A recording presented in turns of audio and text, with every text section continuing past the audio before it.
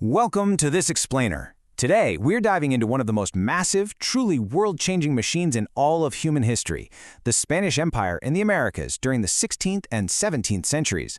We're going to break down exactly how this globe-spanning superpower operated. Seriously, think of it like a giant, complex engine. We're going to look at the fuel it consumed, the gears that kept it turning, its staggering output, and ultimately, its devastating exhaust. Just to help you wrap your head around the sheer scale and speed of this empire, consider this number: 200,000. That was the population of the haphazard shantytowns, shops, and mining camps surrounding the mountain of Potosí in modern-day Bolivia just a few years after silver was discovered there in the 1540s. We're talking about a bustling metropolis popping up almost overnight right in the middle of the Andes, driven entirely by this frantic, desperate rush for wealth. So here's our roadmap for today to unpack all of this. We're going to cover the engine of empire, labor, exploitation and reform, governing the new world, race and social hierarchy, silver, resistance and war, and finally, the Great Dying. Let's get right into it. Part 1. The Engine of Empire, and how it funded a global monarchy. So, after the conquests of Mexico and Peru, Habsburg Spain started restructuring its overseas possessions into an empire of truly global proportions. Fueled by this staggering wealth extracted from the Americas, King Charles V dreamt of a universal monarchy, literally a level of power the world hadn't seen since the glory days of Rome. But when you zoom in on the ground, you see a really stark contrast between what the crown envisioned and the actual colonial reality. From the Spanish perspective, urbanization was the best way to impose law and order. In 1573, Philip II even codified these strict directives for founding new cities. They were supposed to have highly organized grids, wide streets, and beautiful central plazas. But the reality? It was usually just chaotic boomtowns. Settlements just sprang up haphazardly right where the mineral strikes were made, completely ignoring the royal blueprints. Moving on to Part 2, Labor, Exploitation, and Reform. Basically, how they extracted the wealth. An engine needs moving parts, right? Well, here, those parts were human beings. The emerging empire managed its labor relations through a system known as the encomienda. Think of it as essentially a feudal arrangement where the crown awarded indigenous laborers, usually the entire adult population of multiple villages, to elite colonists known as encomendadors. This provided the colonists with a steady stream of workers and tribute, creating these massive estates that could be inherited, which formed the entire basis of wealth for the conquistadors. But it was incredibly abusive to native workers, and actually for the crown, it posed a huge political threat because it risked creating an independent colonial nobility that might rebel. Now, the abuses of this system were, frankly, horrific. The Flemish artist Theodore de Bry captured these atrocities in some incredibly visceral illustrations. But it is really important to note here that not all Spaniards supported these injustices. We actually have whistleblower evidence from figures within the empire who actively documented and protested these horrors, bringing the violent realities of the conquest straight to the attention of the Spanish court. Probably the most famous of these whistleblowers was a planter turned friar named Bartolomé de las Casas. In harrowing detail, he wrote that he saw Spaniards for no other reason than to just gratify their bloody-mindedness, cutting off hands, noses, and ears. These deeply disturbing eyewitness accounts were actually later weaponized by Dutch and English propagandists to craft what became known as the Black Legend. This was a narrative portraying Spaniards and Catholics as uniquely vicious, even though, let's be honest, other European powers were committing plenty of their own atrocities at the time. Thanks in part to the huge outcry from figures like Las Casas, the crown actually attempted to reform the system. In 1542, they issued the new laws, which revoked a lot of conquistador privileges and replaced the encomienda with something called the repartimiento. On paper, this was intended to be a much milder tribute system, but in practice, it just facilitated a lot of the exact same brutal realities. The rapacious exploitation of the native population kept right on going. It was just operating under a slightly different legal framework. Which brings us to Part 3, Governing the New World and Structuring the Colonies. To maintain control across an entire ocean, the crown built directly upon the infrastructure of the great Aztec and Inca empires they had just conquered. It's actually fascinating how deliberate this new bureaucracy was. They established two massive viceroyalties, New Spain and Peru. They put viceroys in charge, who were always high-ranking noblemen born over in Spain. But to keep those viceroys in check, they created audiencias, which were judicial councils. This immense bureaucratic web was set up to manage a massive influx of people. Around 225,000 Spanish migrants poured in during the 16th century.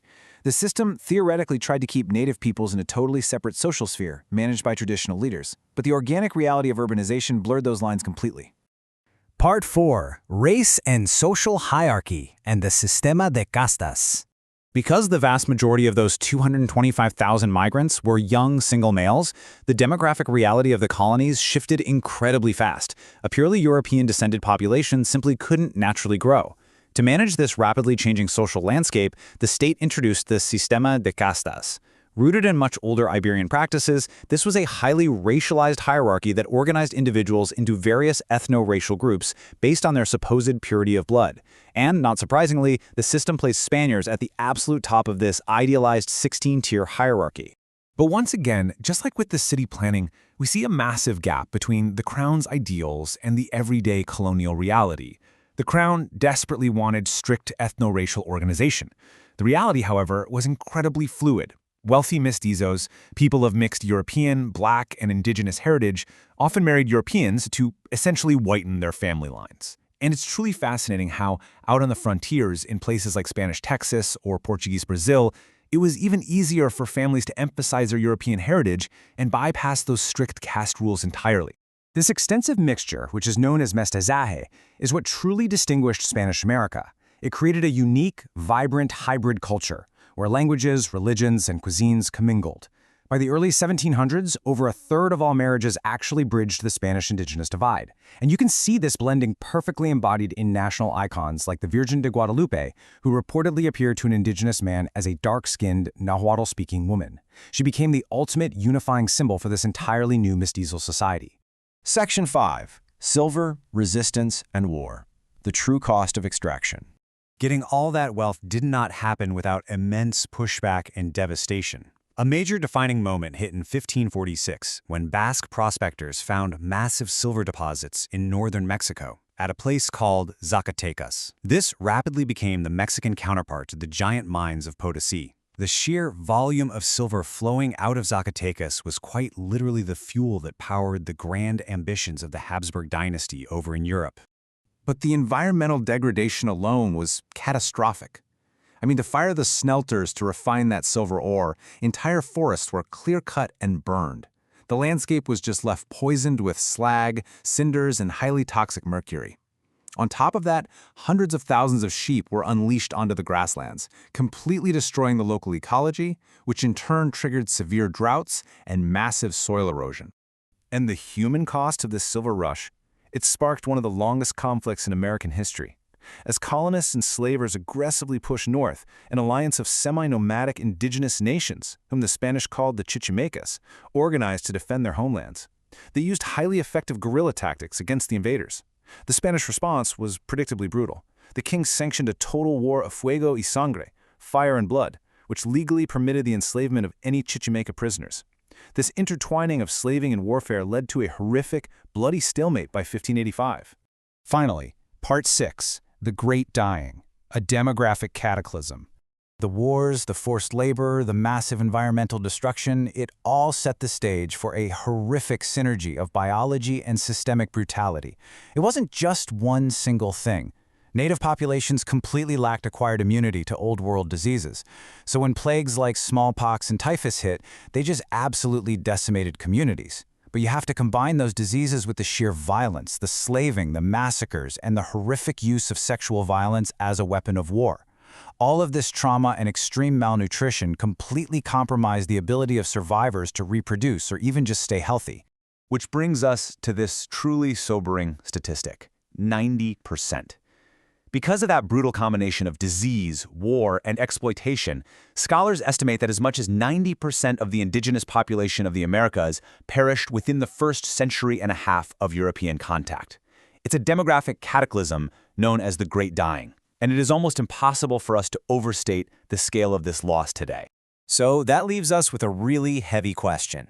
How do we grapple with the legacy of an empire built on immense global wealth, yet fueled by such profound human and environmental destruction?